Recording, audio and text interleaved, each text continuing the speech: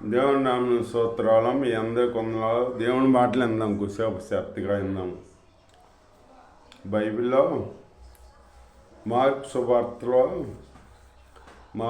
సువార్త 12వ అధ్యాయంలో ఒక ఆయన ఉన్నాడు, యజమాని. ద్రాక్ష తోట నాటించి శుభ్రంగా తొట్టిలు కట్టించి ఆయన అన్నీ చేసి ఆ ద్రాక్ష తోట ఒకరిగా కౌలుకి ఇచ్చి వెళ్ళిపోయాడు అనమాట. వాళ్ళకి ఇచ్చి వెళ్ళిపోయాడు.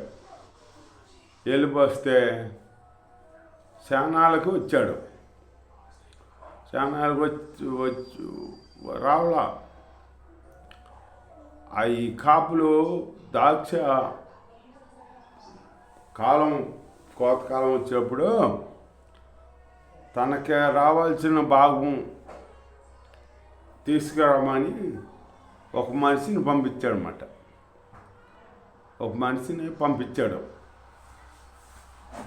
ఆ మనిషి వచ్చాడు. వస్తే వీళ్ళు ఏం చేశారు, ఆ మనిషిని కొట్టి అవమానించి పంపించేశారు. మళ్ళీ ఇంకో మనిషిని పంపించాడు. ఆయన పంపిస్తే అతను కాడ కొట్టారన్నమాట. అవమానించి కొట్టారు. అట్లా ఇంకొక మనిషి ముగ్గురిని పంపించాడు. అట్లా అతని కాడ అవమానించి కొట్టారు. తర్వాత అనేక మందిని పంపించాడనమాట.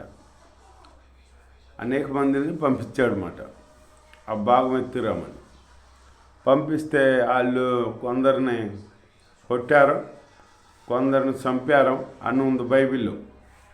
చంపారన్నమాట. అప్పుడు ఏం చేస్తాడు, ఒక యజమానుడు అతనికి ఒక కుమారుడు ఉన్నాడు. ఆ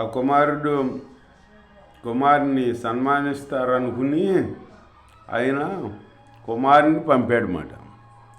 పంపితే వీళ్ళేం చేశారు, అతని యజమానుడు కుమారుడు ఇతన్ని చంపామనుకున్నాను, ఈ సాష్టం మనకవుద్ది, ఈ ద్రాక్ష తోట మనకైపోద్ది అని చెప్పేసి ఆలోచించుకొని అప్పుడు అతను చంపారన్నమాట. చంపి ఎలుపులా పడవేశారన్నమాట. పడవేస్తే అప్పుడు యజమానుడు ఏం చెప్తాడు, ఇంకా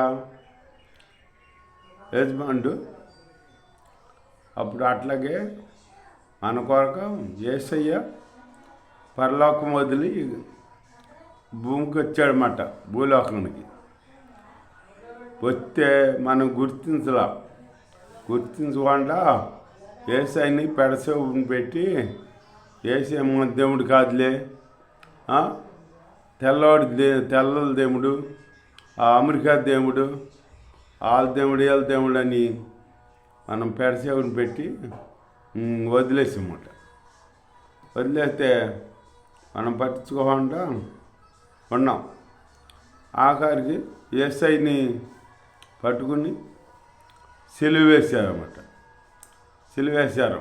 అట్లాగే ఈ ద్రాక్ష తోట యజమానుడు అట్లాగే కుమారుని పంపిస్తే ఆ కుమారుని చంపేశారన్నమాట. అట్లాగే దేవుడైన యెహోవా దేవుడు మన కొరకు యేసయ్యని కుమారునిగా పంపిస్తే ఆ కుమారుని చంపుకున్నమాట, మనం చంపమాట. అట్లాగే మన కొరకు ఎంతో త్యాగం మనల్ని ప్రేమించి కుమారుని పంపితే ఆ కుమారుని గుర్తించగా ఆయన్ని సిలువేసామన్నమాట. సిలువేస్తే అప్పుడు దేవుడు ఏం చేయాలి, దేవుని స్తోత్రం, హల్లెలూయా. అప్పుడు దేవుడు అప్పుడు యజమానికి కోపం వచ్చి ఆ యజమాని వచ్చి ఈ ద్రాక్ష తోట ఇచ్చిన వాళ్ళని, రైతుల్ని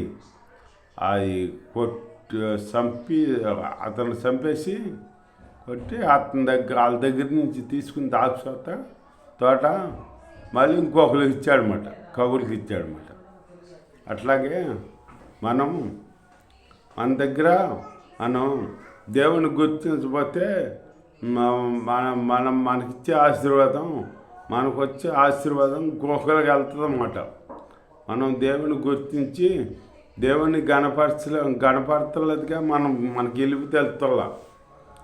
దేవదేవుడు అయిన యేసయ్య, యెహోవా దేవుడు యేసయ్యగా మనకి కుమారుడిగా అనుగ్రహించబడ్డాడు.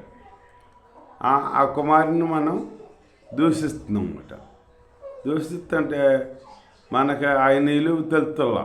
ఇలువ తెలవకపోతే తెలిసిన వాళ్ళకి ఆశీర్వాదం ఇస్తాడు దేవుడు. మనకు తెలుతున్నది కదా, మనం తెలుసుకోవాలి. ఈ లోకంలో ఎన్నో బాధలు పడుతున్నాం కానీ నిజ దేవుడు ఎవరో తెలుసుకుంటున్నాం. మనం తెలుసుకునే స్థితిలో మనం లేవు. తెలుసుకునేదట ఏది మంచో ఏది చెడో మనం తెలుసుకోవాలన్నమాట. ఇప్పుడు మనం పుట్టామనుకో, మనకు మంచి ఏదో చెడు ఏదో తెలుసు కదా, తెలుస్తుంది కదా. వివేచన జ్ఞానం ఇచ్చాడు కదా దేవుడు. మనం నిజ దేవుడిలో గుర్తించాలి. అలా గుర్తించే జ్ఞానం కలిగి మనం ఉండాలి. గుర్తించి దేవుణ్ణి ఆరాధించుకోవాలి. నిజదేవుని మనం చూసిన దానివల్ల ఆరాధితం కాదు, పూజితం కాదు. మనకి ఒక దేవుడు ఉన్నాడు, నిజదేవుడు. ఆయనే మార్గం, సత్యం, జీవం. ఆయన ద్వారానే పరలోకానికి మార్గం. ఆయనే మన యజమానుడు, ఆయనే మన దేవుడు, మనల్ని విమోచనకర్త. అట్లా మనం ఉండి ఒక ఆయన అట్లాగే గుర్తించాడనమాట. దేవుని గుర్తించాడు. గుర్తించి దేవుని మాట విన్నాడనమాట. దేవుని మాట విని దేవుడు చెప్పినట్టు నేను చూపించు దేశమునికి రమ్మన్నాడనమాట. రమ్మంటే వచ్చేసాడు. ఎక్కడికని చెప్పలా, పలానా చాటుకని చెప్పలా. ఆయన నేను చూపించు దేశానికి రమ్మన్నాడు. వచ్చేటప్పటికి అతన్ని ఆశీర్వదించాడు దేవుడు. అసలు ఆశీర్వదించి అతన్ని విశ్వాసులకి తండ్రిగా చేశాడు అన్నమాట. అలాగే దేవుని మాట వింటే మనకు ఆశీర్వాదం వస్తుంది. మనం దీవించబడతాం. మనల్ని దీవిస్తాడు. దేవుడు దీవిస్తే ఎవరో ఆ దీవెన ఆపలేరు. మనల్ని దేవుడు దీవించాలి. అంతేగాని ఈ మనుషులు ఎవరు మనల్ని దీవించరు.